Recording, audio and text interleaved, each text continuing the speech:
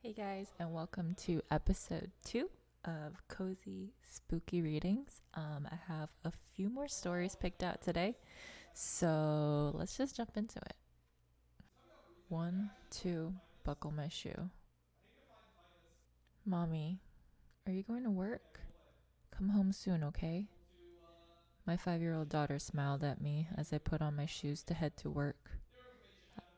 I hugged her and kissed her on the forehead, promising I'd see her soon.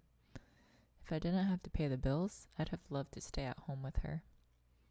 After the death of my husband, the only thing that kept me going was my daughter. I don't know what I'd do if I lost her. 3, 4, shut the door. Gone. Missing, found, dead.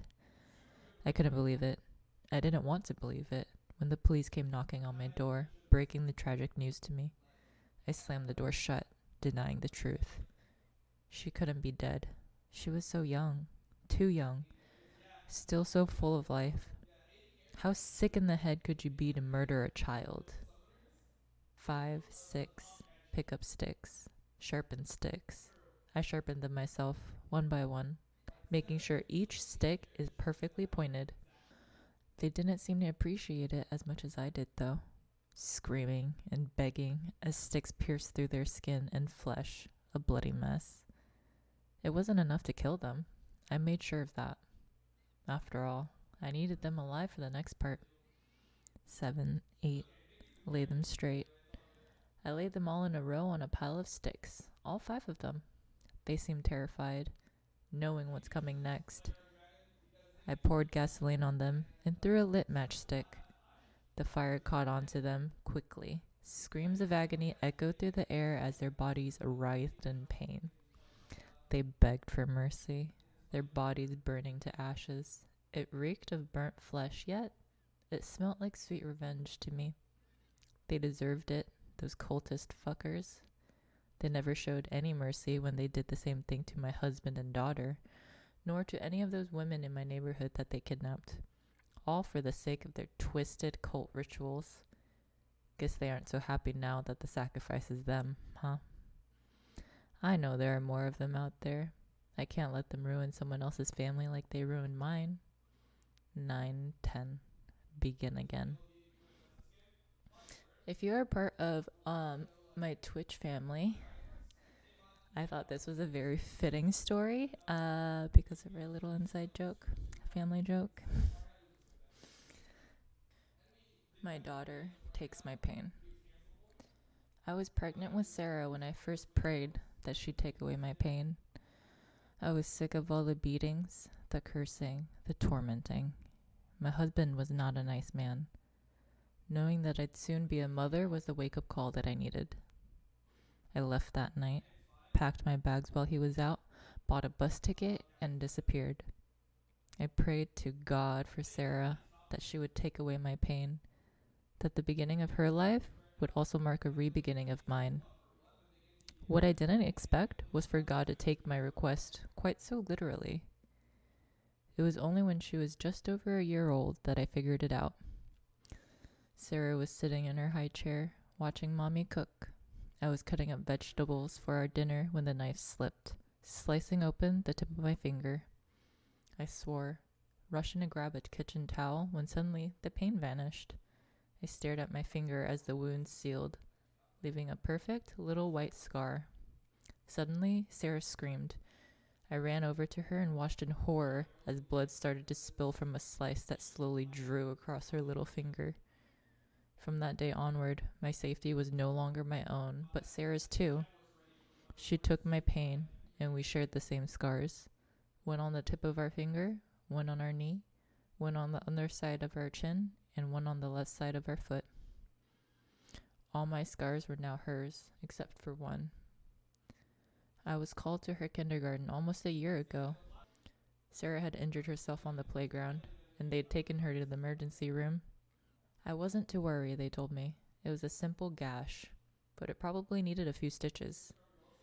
That scar was her favorite, in the shape of a little star on her forearm. It was the only scar we didn't share. Our lives weren't perfect, but we were happy, until he tracked us down. I knew it was him from the way he knocked on our door. That pounding held a familiar anger. I pushed Sarah into her room, told her to lock the door. I ran for the kitchen, pulled a knife from the drawer just as he kicked down the door, shouting and raving. He leapt for me, put his hands around my throat. It wasn't just fear for my life that made me lash out with the knife. It was for Sarah. His choking hands would end not just my life, but hers too. I buried the knife up to the hilt in his chest. There was hardly any blood, and without a sound, he dropped to the floor. I knelt down, shakily, feeling for a pulse at his arm. There was none. It was then that I noticed a small scar on his forearm. It was in the shape of a star. Salami, olives, sausage. There was nothing special about the pizza place where I worked. It offered your run-of-the-mill dough, strategically covered in enough grease to trick your mind into thinking it actually tasted good. There was nothing glamorous about the job.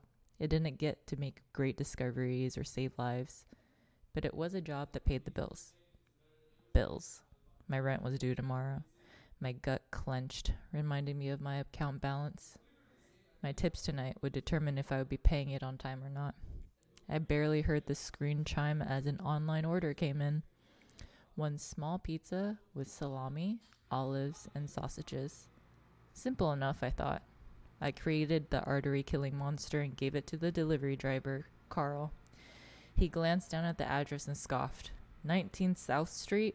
That's like 2 blocks away. Lazy bastard couldn't just walk it over.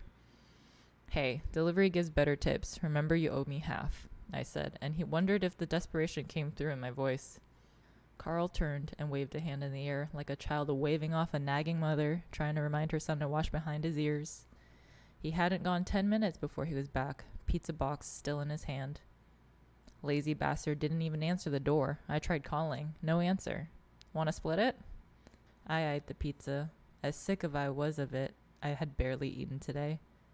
Yeah, sure. What was on it? Salami, olives, and sausages. Ew, never mind, it's all yours. I shrugged and broke the seal on the box. It was a sticker that promised and lied about using only fresh ingredients. I took a bite into the first piece. It was salty, the toppings an overwhelming choice. It felt good in my stomach, filling me up more than my lunch of ramen had. As I walked home that night, the pizza wasn't settling quite as well as it should have been. Too much junk, I told myself, not enough food. My stomach turned harder when I saw flashing lights ahead of me, 5 police cars, and an ambulance in front of a small house.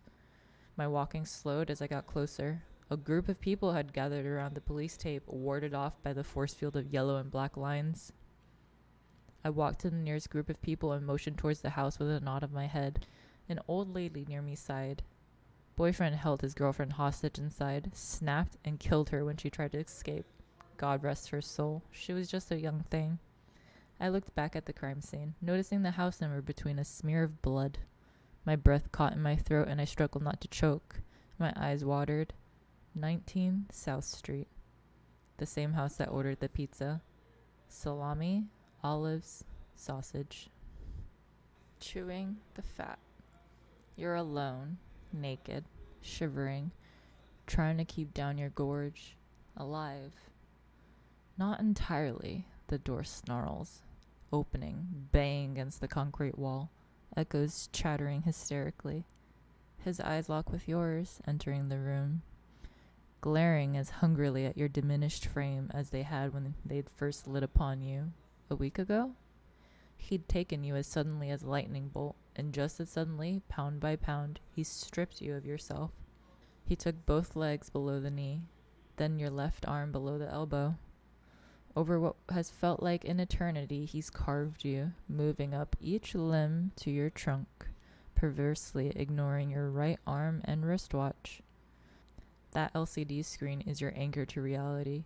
You count seconds, minutes, hours. Let your mind slip into peaceful numbers. Glancing at it now, hoping to find something to think about other than his terrible presence, you find he had tied down your arm, palm up, watch face buried in the mattress. He notices your glance, smirking, drawing closer. Time to stop worrying about the time or your date. Your eyes shoot to his, shocked at his telepathy. His smile deepens. Each time I walk in, you look at it. I've probably noticed more than you. You're like a rabbit, mindless prey. But you don't need to be scared anymore. He reaches for your cheek. You snap your head back. You both freeze. He snatches your chin, deliberately turning your head to face him. You certainly feel like a rabbit, wanting to wriggle from his claws and flee, but don't move. His eyes flit across you. You restrain a shudder, feeling their weight, continuing. I'm afraid our time is ending. You knew it. An internal dam breaks, crashing waves of fear in time with your heart. He giggles at your expression, releasing you, standing back. Don't fret, darling. Not a complete loss. We'll have one final meal. Those feral eyes tell you what's on the menu. I promise you, a meal deserving of praise, fit for a delectable specimen such as yourself. A feast. You've earned it. He laughs loudly, drunk on his endeavor, and leans over to kiss your forehead, almost lovingly. You snap, instantly, mouth on his neck, straining as you never have. You open your jaws wide, bite down hard. Feeling him struggle, you clench harder. A crack sounds somewhere deep inside you. The sensation of tight skin envelops your teeth, giving way to hot gushes and tough meat. He screams, burbling already, choking on red floods pouring down his airway. You bite again, tearing him open, fleeing blood everywhere.